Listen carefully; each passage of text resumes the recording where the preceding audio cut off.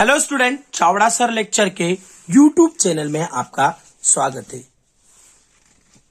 विषय अर्थशास्त्र, कक्षा 12वीं, विषय अर्थशास्त्र, प्रश्न बैंक 2021-22 के 6 वीडियो हम आपको इसके पहले उपलब्ध करा चुके हैं। 6 वीडियो में हमने प्रश्न उत्तर मतलब 2 अंक वाले प्रश्न और ऑब्जेक्टिव के बारे में दिए। हमने बड़े प्रश्न जो है 4 अंक वाले, वो वाले वीडियो नहीं दिए, उनको रोक के रख रखा है, हम अंत में देंगे उनको। हमने हमारे YouTube चैनल पे हिंदी के वीडियो आप लोगों के लिए चल रहे हैं, तो आप हिंदी के वीडियो जरूर देखते रहें।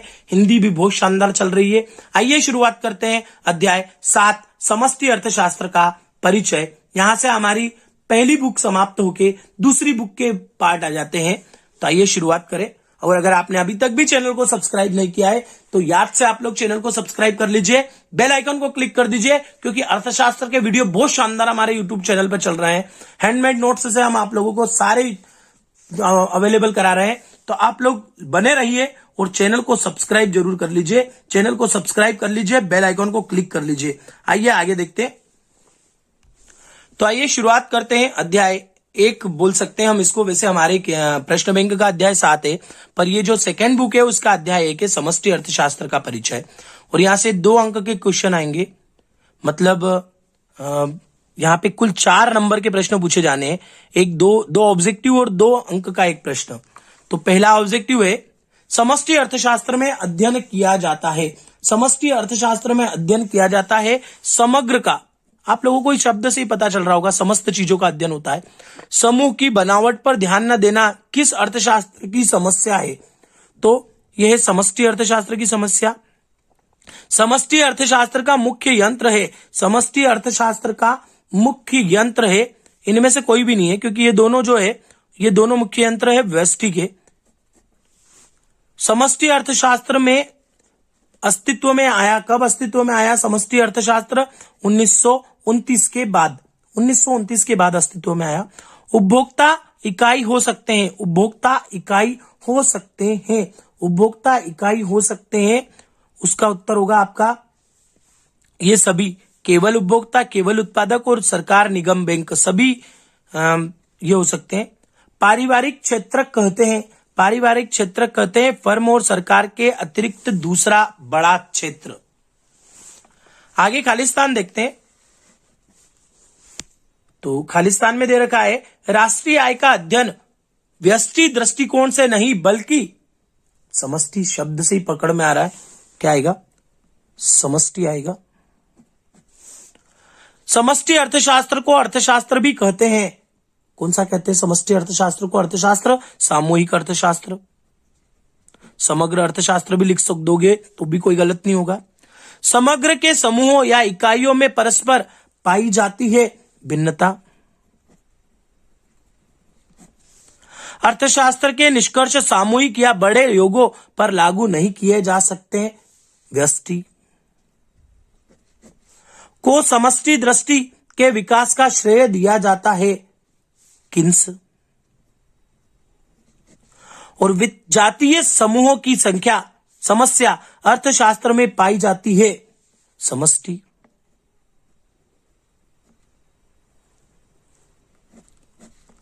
तो ये हो गया आपके रिक्त स्थान। इसके बाद देखते हैं सही जोड़ी।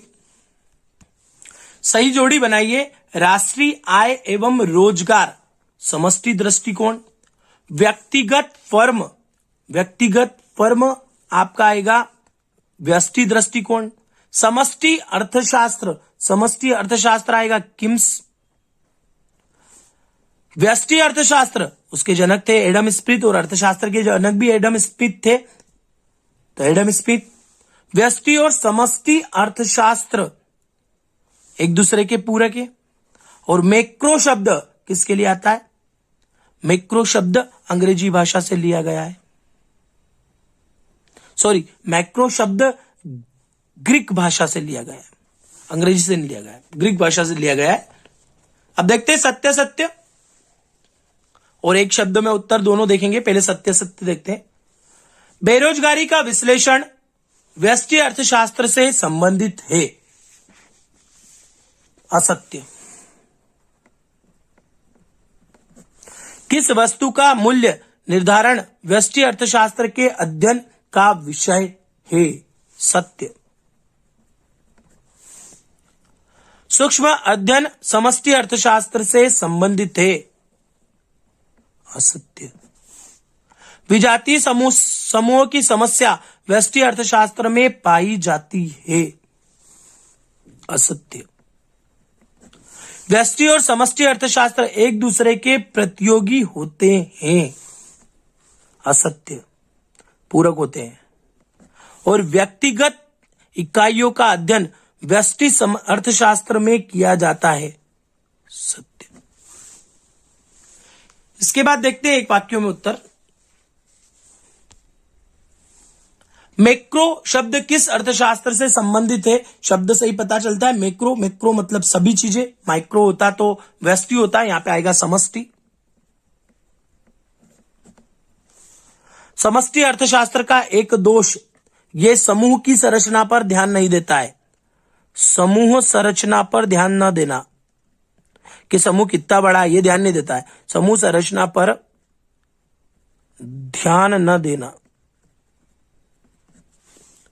समष्टि अर्थशास्त्र कब अस्तित्व में आया? 1929 के बाद। व्यापार चक्र का अध्ययन किस अर्थशास्त्र में किया जाता है? समष्टि में।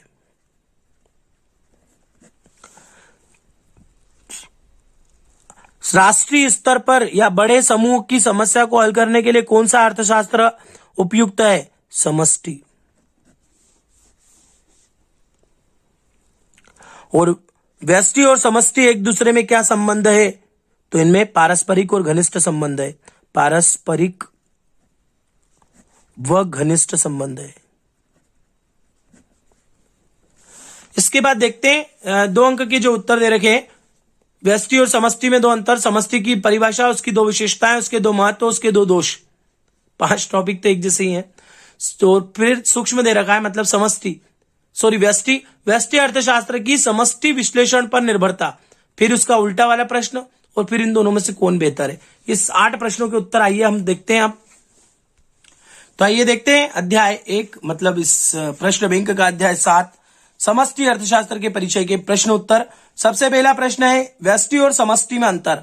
तो देखिए सीधी सी बात है, अपनी सामान्य भाषाओं में भी लिख सकते हैं कि व्यष्टि अर्थशास्त्र छोटी चीजों का अध्ययन करता है, समष्टि अर्थशास्त्र संपूर्ण अर्थशास्त्र का या संपूर्ण समग्र चीजों का अध्ययन कर सकता है। व्यष्टि अर्थशास्त्र में कीमत सिद्धांत लागू होता है, जबकि समष्टि अर्थशास्त्र राष्ट्रीय आय सकल घरेलू उत्पाद या वो ये कह सकते हैं मूल्य, राष्ट्रीय आय सकल घरेलू उत्पाद पर कार्य करता है। तो अलग अलग चीजें अपन मन से भी लिख सकते हैं अगर आपको नॉलेज है, अगर व्यष्टि समष्टि का। तो अदरवाइज हमने 2 बातें दी है।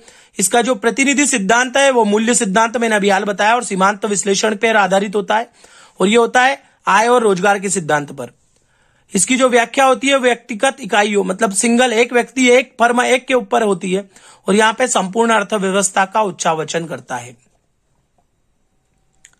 अगला प्रश्न है समष्टि अर्थशास्त्र की परिभाषा। तो ये तो मन से लिख सकते हो, जिसमें सभी चीजों का ज्ञान होता है। राष्ट्रीय आय, सामान्य कीमत स्तर, राष्ट्रीय उत्पादन आदि जिन चीजों का अध्ययन किया जाता है वो समष्टि अर्थशास्त्र किया जाता है, कहलाता है। इसमें व्यक्तिगत इकाइयों का अध्ययन नहीं किया जा सकता है। इसकी 2 विशेषताएं ये है कि पहला तो व्यापक दृष्टिकोण, मतलब ये छोटे छोटे चरों को महत्व नहीं देता है, ये बड़े बड़े जो पैमाने हैं, बड़े माप हैं, उन पे बात करता है। राष्ट्रीय विश्व स्तरीय आर्थिक समस्याओं का समाधान इसके द्वारा ढूंढा जाता है। छोटे छोटे चरों को यह महत्व नहीं देता है। और दूसरा गतिशील अर्थव्यवस्था को महत्व देता है। समष्टि अर्थशास्त्र सदैव गतिशील महत्व प्रदान करता है। अगला है समष्टि का महत्व। तो 2 चीजों में महत्व है, एक आर्थिक नियोजन में सहायक और एक सामूहिक व्यवहारों का मूल्यांकन करता है। आर्थिक नियोजन के लिए राष्ट्र के साधनों की जानकारी, उनका अनुकूलतम आवंटन आदि समष्टि अर्थशास्त्र के द्वारा विश्लेषण के द्वारा सहायक होता है। और दूसरा व्यक्तिगत स्थितियों के मूल्यांकन के दौरान सामान्य प्रविष्टियों को समझने में प्रातः कठिनाइयां होती है, अतः हमें सामूहिक व्यवहारों का अध्ययन करना पड़ता है। व्यक्तिगत के द्वारा नहीं कर सकते, इसलिए सामूहिक के द्वारा व्यष्टि अर्थशास्त्र में करते हैं। अब व्यष्टि के दोष देखो, जिस चीज में गुण होते हैं उसमें दोष होना लाजमी है, चाहे वो इंसान हो चाहे कोई नियम हो। तो इसमें भी जो है वो 2 दोष है हमने बताए यहाँ पे। पहला दोष ये बताया कि अव्यवहारिक निष्कर्ष, इसका व्यवहारिक निष्कर्ष नहीं है। व्यापक मात्राओं के अध्ययन से प्राप्त निष्कर्ष सही नहीं होते हैं। जैसे सामान्य कीमत सूचकांकों की स्थिर देखकर हम यह नहीं कह सकते कि कीमत स्थिर होगी, क्योंकि व्यक्तिगत कीमत में उतार चढ़ाव होते रहते हैं। समूह की संरचना पर बल नहीं देना। समूह कितना बड़ा है ये इन्होंने नहीं बनाया, ये इनने खाली समूह की जानकारी रखते हैं, समूह कितना बड़ा है इसकी जानकारी नहीं है। तो समष्टि अर्थशास्त्र में समूह की संरचना का अध्ययन नहीं किया जाता है, लेकिन जब तक समूह की बनावट और उसके समस्त अंगों की जानकारी नहीं मिलती तब तक दिए गए सुझाव महत्वहीन है। तो ये दो दोष है इसके। अगला देखते हैं, सूक्ष्म अर्थशास्त्र मतलब व्यष्टि अर्थशास्त्र समष्टि विश्लेषण पर निर्भरता समझानी है, व्यष्टि की समष्टि पर निर्भरता बतानी है। तो व्यष्टि अर्थशास्त्र समष्टि अर्थशास्त्र की आधारशिला है। जब हम व्यक्तित्व इकाइयों की सही जानकारी नहीं प्राप्त कर लेते तब तक हम समग्र इकाइयों की जानकारी नहीं निकाल सकते, इसलिए पहली चीज तो ये है। और दूसरा, अर्थव्यवस्था की सही जानकारी के लिए व्यष्टि अर्थशास्त्र के सिद्धांतों का भी ज्ञान होना आवश्यक है। जब तक व्यष्टि के नियमों का ज्ञान नहीं होगा तब तक हम समष्टि को नहीं समझ सकेंगे। आगे अगला देखते हैं। अब उसकी उल्टी बात बोलिए कि समष्टि अर्थशास्त्र की व्यष्टि पर निर्भरता के कारण, तो साधनों के पारिश्रमिक निर्धारण की समस्या, साधनों के पारिश्रमिक निर्धारण की समस्या, क्योंकि समष्टि नहीं हो तो हम छोटे लेवल पे पता ही नहीं कर पाएंगे कौन चीज कितने रुपए की है। पूरा होल मान लो 1 दर्जन का रेट पता है तो एक चीज का रेट पता कर सकते हैं, नहीं तो कैसे पता करेंगे।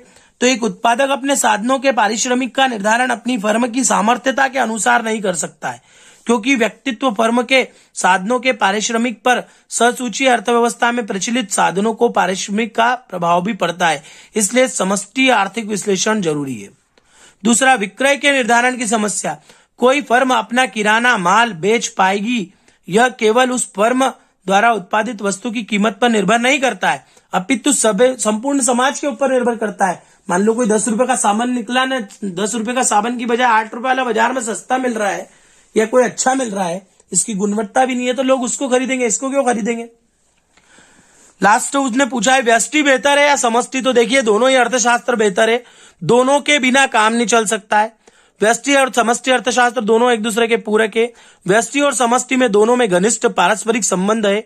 समष्टि का कार्य बिना व्यष्टि के नहीं चल सकता और ना ही व्यष्टि का कार्य बिना समष्टि के हो सकता है। ये दोनों ही बेहतर और आवश्यक है। इस वीडियो को यहीं समाप्त करते हैं। अगर आपने अभी तक भी चैनल को सब्सक्राइब नहीं किया है तो चैनल को सब्सक्राइब कर दे, बेल आइकन को क्लिक करें जिससे आने वाले वीडियो की नोटिफिकेशन आप लोगों तक मिल जाए। धन्यवाद।